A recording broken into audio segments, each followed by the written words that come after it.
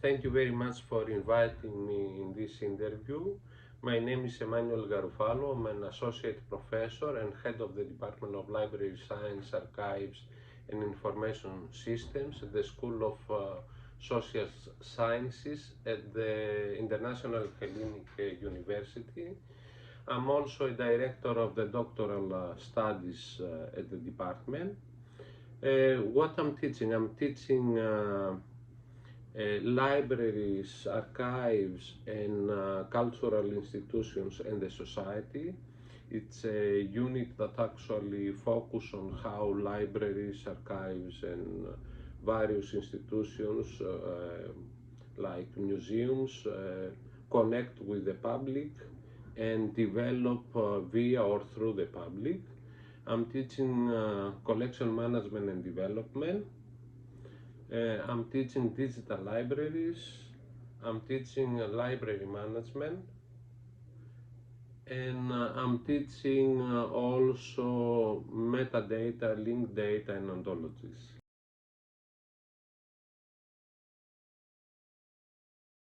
I don't teach topics of open science per se. Uh, I'm somehow having inside my units lectures about open science. I have a good grasp of citizen science and open science.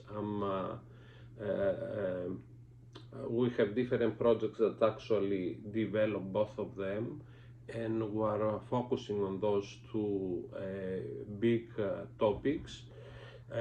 But in my department, we have a specific unit course that a colleague of mine is teaching open science and especially focusing on digital publications, open access journals, etc. I'm touching the subject of citizen science and open science in the first course that I mentioned, the libraries and the society, and the second, a bit more, the management and management collections and in libraries and in digital libraries as well. In digital libraries, more about open science and less about citizen science.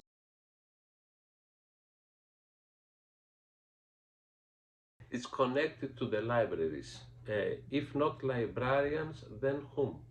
Yeah. Who is going to teach about citizen science? I can think teachers, but mainly librarians to the public.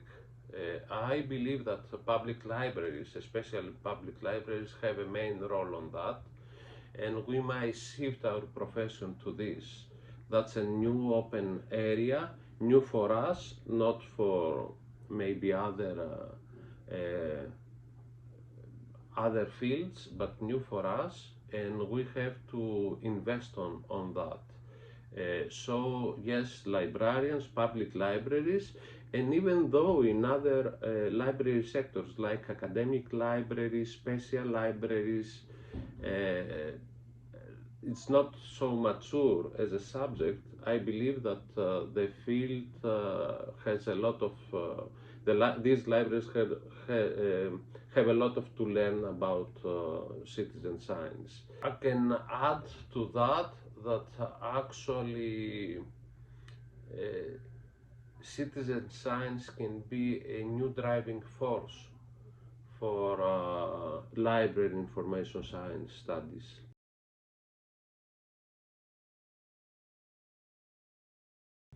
Yes, as I mentioned, I used both of them, but not in the extent that I could wish. In my classes, even though I mention that I incorporate parts of the citizen science concept, uh, I don't have space to to give more to the citizen science. Nevertheless, I proposed 3 years ago at the department to have a new unit. I name it Digital Citizenship, and the second one about citizen science. I even proposed that digital citizenship and digital science can be in one unit. This came as an idea because I was involved in a digital citizenship project with the American Farm School, the Central Library there of the American Farm School, Perotis and Perotis College, with Damiana Kutsomicha as the head of the library, that we investigated digital citizenship in kids of the age 6 to 12, and investigating the parents as well. So that's back 4 or 5 years ago. At the American Farm School, they continue to work on that even today, and we developed the ideas around that. So in 2019, I came with the idea that a new course will be appealing to the students, not only because it's a new course, but also because it's actually it's something that intrigues people and young students. Unfortunately, the department rejected the idea. I'm guessing because they were not ready, the assembly wasn't ready to see that, what is coming. I'm hoping in the next sort of evaluation of our curriculum will give space to citizenship, science and digital citizenship.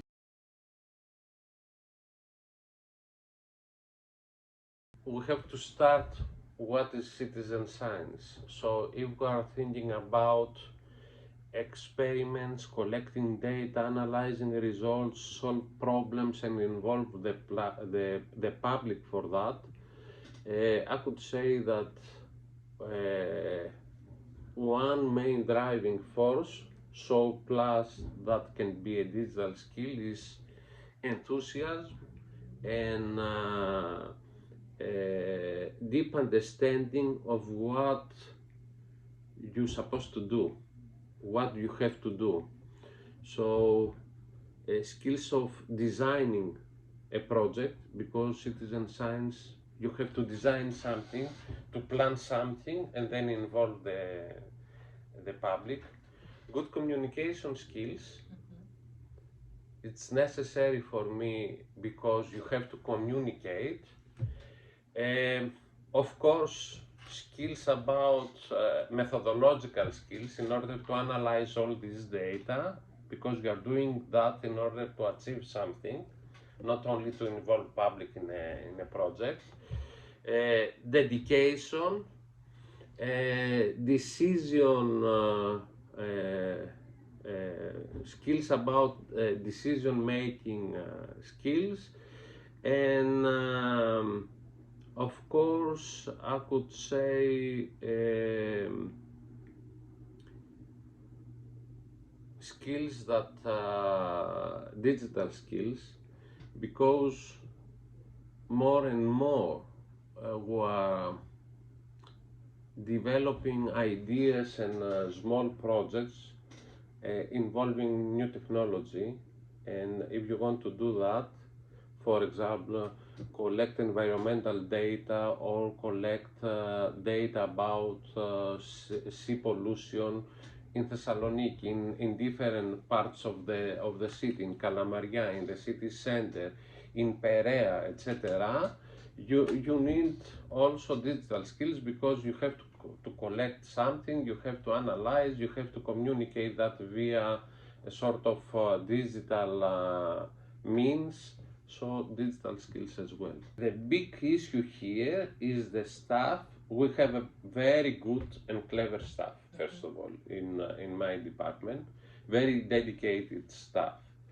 Nevertheless, it's a challenge for all of us to reinvent ourselves, to learn new things, and to be curious to dive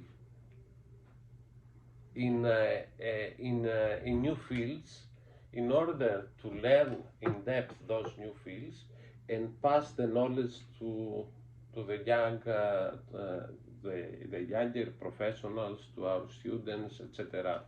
So it's a matter of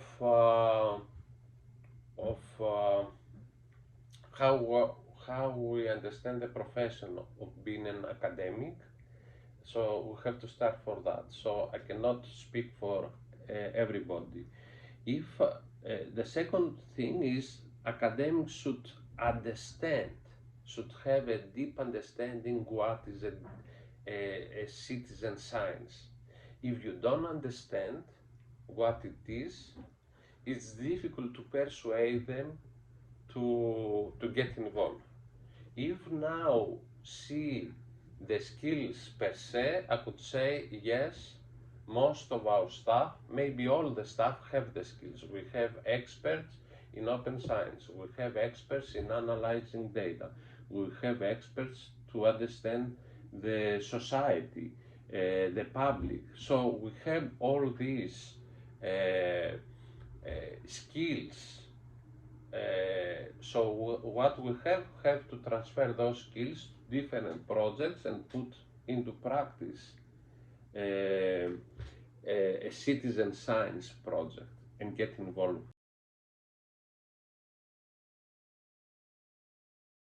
Definitely yes, because it's learning by doing, not learning by reading, just reading or attending lectures, but by doing, and this is very important.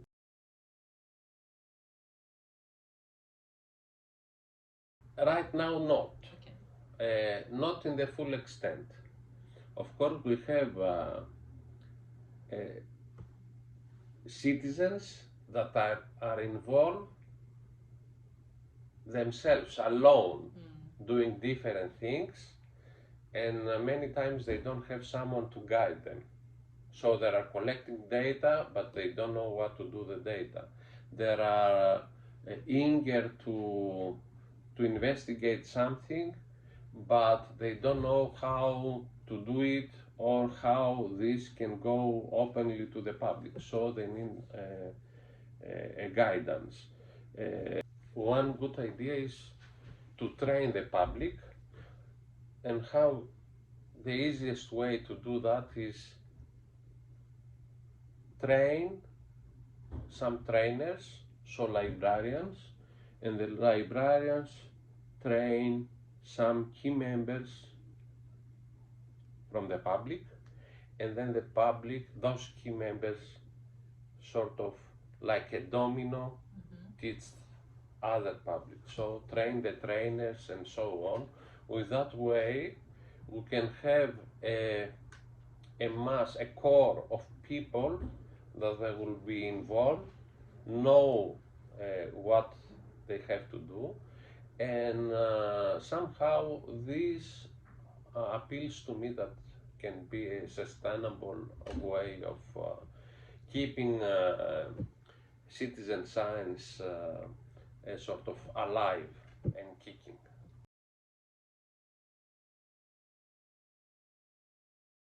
Not really. Okay. With a sense of what means citizen science. I've participated in different projects, small projects, for example, with Europe Direct, but what was missing from that was collecting all this data, analyze this data, go to the public, present those, get involved more. So it was like fractions of doing citizen science sort of research. Okay, one project that actually I wrote a proposal about that was the pollution. The pollution of Thessaloniki. I work with a colleague of mine from coming from the environmental science. They have small sensors, and we thought that buying more because they are very cheap and giving them to citizens, these sensors will collect the pollution because we have in Thessaloniki the municipality of Thessaloniki has sensors that analyzing the pollutions, and the Aristotle University has sensors. But we found out that they don't analyze in depth those. So what we were thinking, see the pollution across the city, find out the pollution in each neighborhood, and because we have to give something to the citizens that they will involve, see the pollution in each area to different floors. What is the pollution in the first floor in Tsimiski, on the second, third, and maybe we can sort of push the market to see those. So if you sell an apartment in, say, Kalamaria on the first floor, and on the fifth floor, to see that the pollution on the first floor is very high, on the fifth floor is very low, so the price can be lower on the first floor and a bit higher on the fifth floor. So I have the proposal if you are interested. So one is that. The other one is I was thinking about the garbage that you collect in the city. So a week ago in my hometown in Chalkidiki, they went to my village and collect the garbage from the sea. So my idea is that, okay, we collect it and we throw them away. We don't actually make an inventory of what it is.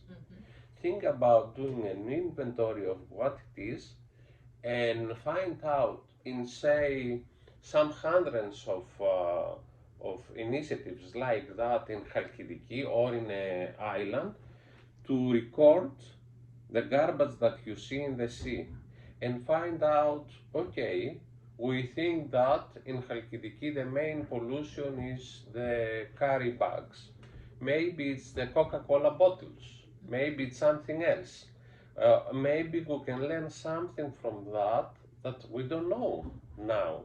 Or maybe with this, getting involved the public, collect, analyzing the data, etc., find out that it's not like a mechanical sort of way, okay, I'm going to the seaside, take a boat and throw it away, but that goes inside me, inside my family, and I live with that. I have to keep clean the seaside. So if it goes deeper, you can connect with more people, you can somehow pass the message to more people.